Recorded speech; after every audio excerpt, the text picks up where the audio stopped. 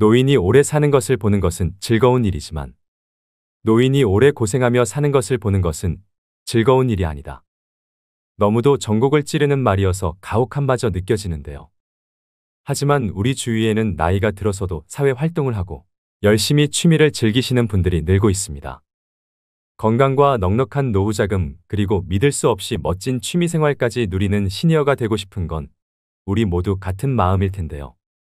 노후에는 어떤 할머니, 할아버지가 되고 싶은가라는 한 조사에 따르면 친목이나 취미생활 등 사회생활을 활발하게 하고 싶다는 답변이 응답률 49%로 가장 높았습니다. 이처럼 경제적으로 풍요로운 노후보다 사회활동을 꿈꾸는 이들이 많다는 것이 조금 의외기도 했는데요. 그만큼 노후를 채울 여생의 자원인 취미의 중요성이 날로 커지고 있다는 의미겠지요. 퇴직 후 많은 시간을 어떻게 설계하고 채우느냐에 따라 인생이 막의 성패가 갈린다고 해도 과언이 아닙니다. 평소 해보고 싶었던 일, 미뤄뒀던 일이 무엇인지 지금부터 고민해보시고 바로 실천을 해보시는 게 중요합니다. 그래서 오늘은 취미 영상 1탄에서 그동안 여러분이 댓글로 남겨주신 취미를 토대로 1탄 영상에서 언급되지 않았던 노후 취미 베스트 7가지를 뽑아봤습니다. 현재 우리나라 50대에서 80대 이상의 어르신들이 가장 많이 즐기시고 또 가성비가 최고인 취미 1위는 무엇일까요? 바로 시작하겠습니다. 첫 번째 취미는 파크골프입니다. 파크골프는 1탄 영상의 댓글에서 제일 많이 하고 계셨던 취미 1위입니다. 최근에 중장년층분들 사이에서 꽤나 인기가 올라가고 있는 취미 활동인데요. 일반 골프는 경제적인 부담으로 인해 아직은 진입장벽이 높은 편에 속합니다. 이러한 이유로 요즘은 골프를 조금 더 가볍게 즐길 수 있는 파크골프에 관심이 높아지고 있습니다. 골프의 장점은 그대로 가지면서 저렴한 비용으로 즐길 수 있다는 장점이 있습니다. 파크골프는 공원과 골프의 합성어로 도심의 공원에서 나무채와 플라스틱 공으로 간편하게 즐길 수 있는 골프의 한 종류인데요. 공원을 산책하듯 계속 걸어야 하기 때문에 운동량도 상당하고요. 각 홀이 보통 150m 이하의 사이즈로 되어 있고 18홀을 기본으로 66타가 일반적입니다. 공이 높이 뜨지 않고 플라스틱으로 되어 있어서 부상 위험도 적고 체력 소모도 적으면서 시간 제약 없이 즐길 수 있습니다.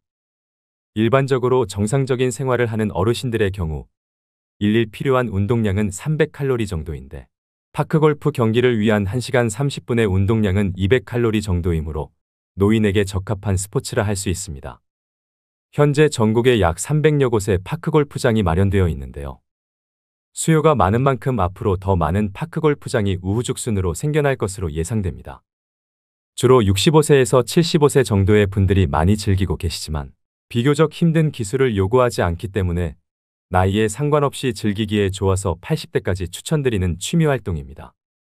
입문 장벽이 낮고 부상 위험도 적으면서 가볍게 즐길 수 있는 파크골프로 취미를 시작해보시는 건 어떨까요? 두 번째 취미는 당구입니다. 댓글로 많이 언급해주셨던 노후 취미 2위는 바로 당구인데요. 은퇴 후 골프도 치고 다른 취미 생활을 해봤지만 당구만 한 게 없어요. 몸에 무리도 안 가고 또래와 쉽게 어울릴 수 있고요. 저렴하게 즐기고 두뇌회전에도 도움이 되니 일석삼조 아니겠어요? 중장년층 남성분들 사이에 가장 인기가 많은 취미로 목 좋은 당구장에는 어김없이 5060 세대들이 포진해 있는데요. 이렇게나 시니어들에게 인기가 좋은 당구의 매력은 무엇일까요? 일단 비용 부담이 크지 않다는 게 주머니가 얇아진 5060 세대에게 어필하고 있는데요. 2만 원 정도만 내면 2시간 정도 즐길 수 있습니다.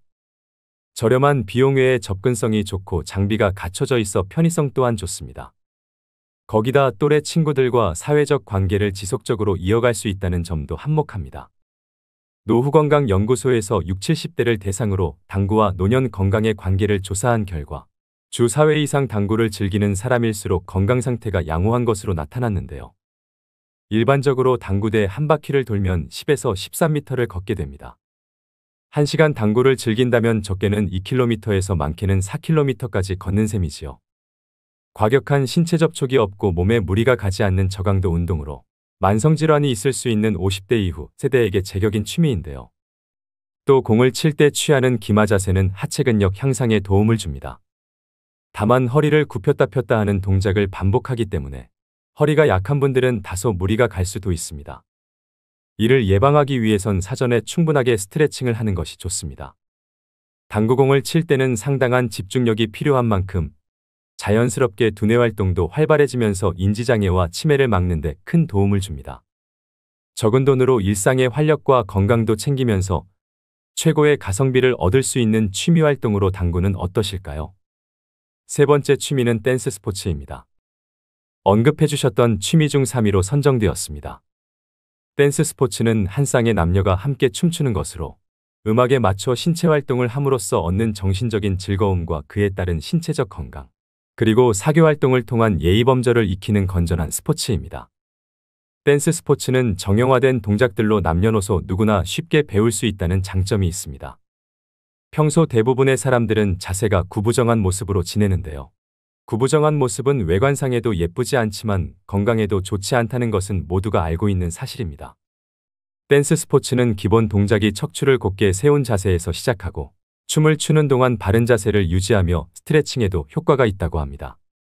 바른 자세를 갖고 스텝을 차근차근 밟으면서 음악까지 맞추게 되면 분명 운동을 했는데 춤까지 추게 되는 즐거운 일이 일어납니다. 신체적으로나 정신적으로 노년에 도움이 많이 되는 취미라고 할 수 있는데요. 디스크와 관절이 좋지 않은 분들도 댄스 스포츠를 통해서 치료된 사례가 많습니다. 또 칼로리 소모가 많은 편이기 때문에 다이어트를 하시는 분들에게 좋습니다. 800m 장거리를 뛰는 것과 호흡량이 비슷한 유산소 운동으로 빠른 시간 안에 효과를 볼 수 있습니다. 댄스 스포츠는 자세 교정 외에도 하체 근력과 척추 주위의 근력 강화에도 도움이 되고 스트레스 해소에 적합해 우울증 예방에도 많은 효과가 있다는 연구 결과가 있습니다. 일상에서의 스트레스를 맘껏 해소하면서 왈츠나 줌바 탱고로 바른 자세와 예쁜 몸매를 얻고 사교와 활력도 얻을 수 있는 댄스 스포츠는 어떠신가요? 네 번째 취미는 어르신들의 보편적인 취미로 흔히 거론되는 등산인데요. 산행을 꾸준히 하게 되면 균형 잡힌 건강한 외모와 체력을 유지할 수 있으며 심폐지구력 향상과 혈액순환을 원활하게 함으로써 정신적 육체적인 만족감을 얻으실 수 있습니다. 또 자연 풍경을 직접 느낌으로써 정신을 맑게 해주고 스트레스 해소를 돕는데요. 특히 시니어들의 우울증을 예방해준다는 연구 결과도 있습니다. 반면에 하산을 하는 과정에서 무릎 관절이 체중과 배낭의 무게를 지탱하며 내려오기 때문에 관절에 무리가 갈 수 있습니다. 이로 인해 중장년들의 경우 무릎이 시리거나 연골이 손상되기도 합니다. 무릎 관절이 안 좋으신 분이나 근력이 거의 없으신 분들은 피하는 것이 좋습니다. 요즘 여기저기 단풍 구경하러 가을 산행을 많이 가실 텐데요. 안전한 산행을 하려면 철저한 산행 준비가 필요합니다. 첫째로 자기 체력에 맞는 산행 목적지를 정하는 것이 가장 중요합니다. 평소 운동이나 등산을 하지 않는 사람이 갑작스럽게 무리한 산행을 하게 된다면 다양한 산악사고가 발생할 수 있습니다. 둘째로 음주 산행은 절대 금물입니다. 하산 중에 넘어지거나 안전사고에 노출되기 쉽습니다. 셋째는 등산 전에 충분한 스트레칭을 통해 부상 위험을 예방하셔야 합니다. 등산 중간중간 적절한 휴식을 통해 체력을 유지하는 것도 아주 중요합니다. 맑은 공기와 흙냄새, 꽃향기가 어우러져 정신적인 테라피를 누릴 수 있는 취미로 등산은 어떠신가요? 다섯 번째 취미는 집에서 하는 작물 재배입니다. 나이가 들수록 건강한 식생활은 점점 더 중요해지고 있는데요. 집이나 집 밖의 작은 텃밭을 이용해서 소일거리 삼아 채소 작물 재배를 많이 하십니다. 텃밭이나 정원이 없는 분들은 집안에서의 채소 재배가 대안인데요. 홈가드닝이라고 하는 이것은 텃밭에서의 경험과는 또 다른 흥미로운 재미를 제공합니다. 실내에서 채소를 키우는 가장 큰 장점 중 하나는 계절의 제약을 받지 않는다는 것입니다. 텃밭에서는 계절마다 적합한 씨앗을 심어야 하지요. 그래서 신경 써야 될 부분이 한두 가지가 아닐 텐데요. 하지만 실내에서는 환경을 조절하여 언제든지 원하는 채소를 키울 수 있습니다. 비와 눈이 내리는 날에도 자신만의 작은 농장을 가꿀 수 있습니다. 고기와 찰떡궁합인 상추와 깻잎, 콩나물과 대파, 방울토마토 등 집에서 키우기 수월한 채소들이 많은데요. 작은 공간에서도 풍부한 수확을 얻을 수 있다는 점이 매력적이고 살뜰히 재배한 채소는 온 가족의 건강한 밥상에도 역할을 톡톡히 합니다.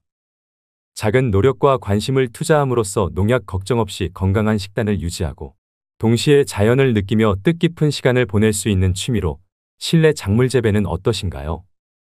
여섯 번째 취미는 오디오북 듣기입니다. 대부분의 사람들은 평소 독서의 습관을 가지려고 노력을 많이 하실 텐데요. 그런데 마음처럼 실천하는 게 정말 쉽지 않습니다. 특히 나이가 들어가면서 노안으로 눈이 침침해져서 피로해지니 종이책은 더 가까이 하기가 꺼려집니다. 그 대안으로 종이책보다 상대적으로 저렴하고 접근성이 좋은 오디오북이 요즘 대세입니다. 특히 대표적인 오디오북인 유튜브에는 노후에 필요한 건강정보나 마음공부, 복지정보 등 무궁무진한 지혜와 정보들이 하루에도 몇백만 개에서 몇천만 개씩 쏟아지는데요. 제 구독자분들 중에서도 본인의 성향과 맞는 다양한 채널을 구독 중이실 거라 생각이 됩니다. 이처럼 이어폰 하나만 있으면 시간 장소에 구애받지 않는 오디오북의 장점은 무엇일까요? 첫 번째는 누군가 말해주던 내용이 읽히게 되니 이해가 쉽습니다. 두 번째는 음악처럼 편하게 들을 수 있는데요. 특히 출퇴근 시간이나 운동할 때 음악 듣듯이 손쉽게 들을 수 있다는 장점이 있습니다. 피곤한 이동 시간의 효율적 시간 활용과 책을 통한 즐거움은 매일 성장하고 있다는 만족감을 느끼게 해줍니다. 세 번째는 무의식에 남습니다. 예를 들어 어렸을 때 들었던 말들은 대부분 우리의 무의식 속에 남아있는데요. 이미 형성된 무의식은 생각을 좌우하지요. 이러한 생각이 결정을 만들고 결정이 행동을 만들게 됩니다. 살면서 좋은 이야기 듣는 것이 어려울 때가 많습니다. 이때 좋은 글을 많이 들으면 잘못된 무의식을 고쳐 나갈 수 있겠지요. 오디오북을 들을 수 있는 어플은 유튜브 외에도 윌라, 밀리의 서재, 스토리텔 등이 있습니다. 행복한 노후의 양식을 얻기 위한 취미로 꾸준히 책과 오디오북을 병행하시는 건 어떠실까요? 마지막 7번째 취미는 외국어 공부입니다. 외국어 공부는 의외로 추천수가 많았던 취미 활동이었는데요. 새로운 언어에 몰입하는 것은 건강한 두뇌를 유지하고 치매를 예방하는 데 기여할 수 있습니다. 미국 펜실베니아 대학교 연구진은 2개 이상의 언어를 구사하는 사람일수록 치매에 잘 걸리지 않는다는 연구 결과를 발표했는데요. 이처럼 외국어 학습과 치매 예방의 상관관계에 대해 증명된 연구 결과는 무수히 많습니다. 외국어 학습은 기억력과 주의 집중, 문제 해결과 같은 다양한 인지 과정을 수반하는데요. 이러한 정신운동은 뇌를 자극하게 되지요. 또 외국어를 배우는 과정은 인내와 꾸준한 노력이 필요하기 때문에 자기관리 능력과 학습 스트레스 관리 능력을 키울 수 있게 됩니다. 더불어 개인의 자신감 향상으로 노후의 활력을 가져다 주는데요.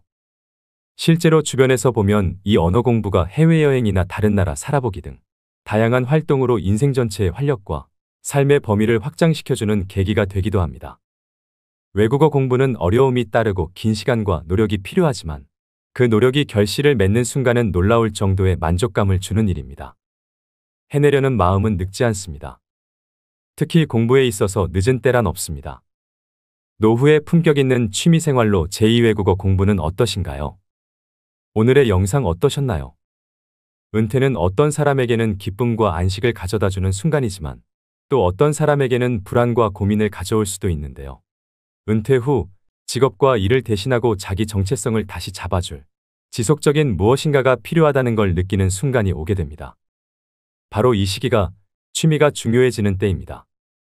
그렇기 때문에 마지막 30년을 후회 없이 의미 있게 보낼 나름의 실천 계획은 있어야 합니다. 이런 취미에도 몇 가지 조건이 있는데요. 먼저 첫째로 취미를 즐길 수 있는 체력과 건강 상태를 갖췄는지, 둘째로 경제적 상황을 고려해 부담이 크지 않은 취미인지, 셋째로 가족 도움 없이 스스로 할 수 있는지를 따져봐야 합니다. 특히 두세 가지의 취미를 병행하는 것을 추천드리는데요. 낮에는 등산을 하고 저녁엔 음악 감상을 하는 등 시간을 계획적으로 사용하셔야 노후의 건강에도 도움이 됩니다. 이처럼 평생 즐길 수 있는 나만의 취미로 구체적인 실천 항목을 만든다면 최소한의 축복된 은퇴를 맞게 되지 않을까요? 우리 중장년들은 건강 유지를 위해 하루하루 즐겁게 사셔야 합니다. 그 길에 취미생활은 선택이 아니라 필수라고 생각됩니다. 나이가 들면서 취미가 없으면 영혼을 잃어버립니다. 노후에 건강하지 못하고 즐길 취미도 준비되어 있지 않다면 그때라도 시작했더라면 나 이럴 줄 알았다는 후회스러운 탄식이 절로 나올 수 있게 되지요. 은퇴 후에는 시간이 많으니 제2의 직업을 가지더라도 현역 시절의 절반 정도로만 짧게 일하고 나머지는 취미생활에 투자하는 여유로운 삶을 누리셔야 됩니다. 인생에서 너무 늦은 때란 없습니다. 지금부터라도 자기에게 맞는 취미를 찾아 자신의 노년을 스스로 개척해 가시는 여러분들이 되시길 소망합니다. 오늘도 노후의 지혜와 함께 해주셔서 감사드립니다. 황금빛으로 무르익어가는 여러분의 지혜로운 인생을 언제나 응원합니다.